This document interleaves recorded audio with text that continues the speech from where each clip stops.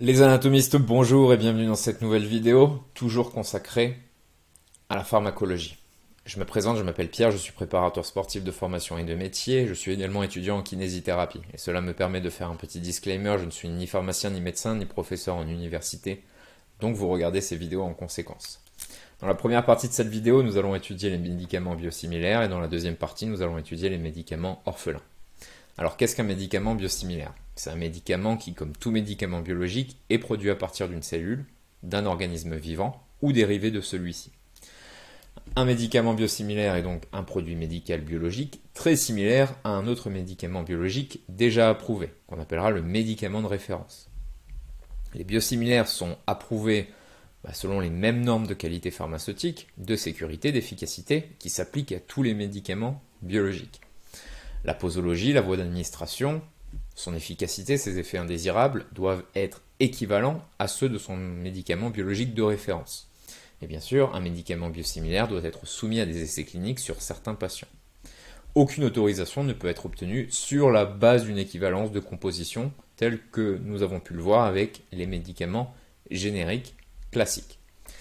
Alors, quels sont les intérêts, les bénéfices de cette mise à disposition des médicaments biosimilaires?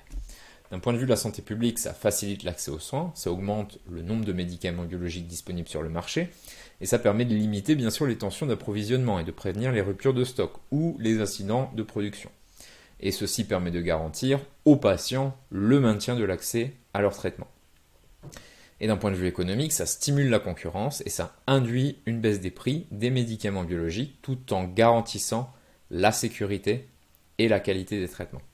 Alors je vais vous montrer une vidéo qui résume assez bien ce qu'est un médicament biosimilaire. Ça a été posté par Emma Info et je vous invite à vous abonner.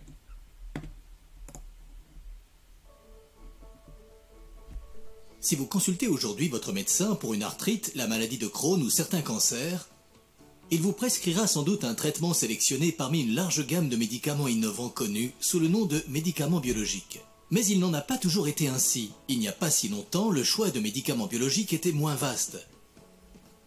Le changement s'est amorcé en 2006 quand l'Agence européenne des médicaments a approuvé le premier biosimilaire. Un médicament biologique hautement similaire à un médicament biologique existant et qui fonctionne de la même façon. Les biosimilaires permettent aux patients d'accéder plus facilement aux traitements dont ils ont besoin, car ils rendent les médicaments biologiques plus abordables et plus accessibles. Alors, qu'en est-il des biosimilaires? Ne sont-ils pas comparables aux génériques? En fait, pas exactement. Les génériques sont des copies de molécules simples, comme l'aspirine ou l'ibuprofène. Les biosimilaires sont quant à eux des versions de molécules biologiques de taille plus grande et naturellement présentes dans le corps, comme les hormones, les anticorps et d'autres protéines.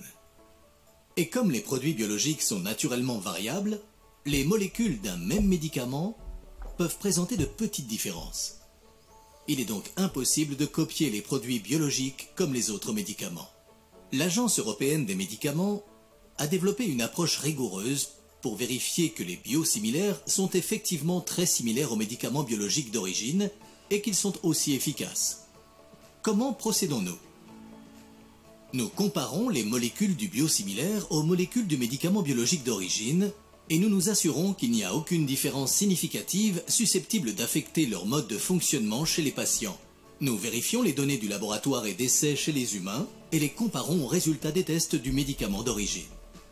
Nous pouvons nous fier à certaines données d'essais cliniques du médicament d'origine, mais nous veillons toujours à demander, le cas échéant, de nouvelles études au laboratoire qui a développé le biosimilaire. Une fois qu'ils sont commercialisés, nous surveillons la sécurité de tous les médicaments, y compris les biosimilaires, afin de vérifier qu'ils ne causent aucun effet secondaire inattendu. Si nécessaire, nous pouvons prendre à tout moment des mesures pour protéger les patients. Grâce au travail que nous avons accompli au fil du temps, l'Union européenne compte plus de biosimilaires disponibles pour les patients qu'aucune autre partie du monde. À la clé, plus de traitements biologiques pour les patients qui en ont besoin et un arsenal thérapeutique plus large pour vous et votre médecin. Voilà, c'était par rapport aux bénéfices et les avantages des médicaments biosimilaires. Alors, dans cette seconde partie de vidéo, je vais parler des médicaments orphelins. Vu que cette vidéo elle est courte, j'ai décidé de rassembler ces deux thématiques en une seule vidéo. Donc, les médicaments orphelins, qui sont bien différenciés des médicaments biosimilaires.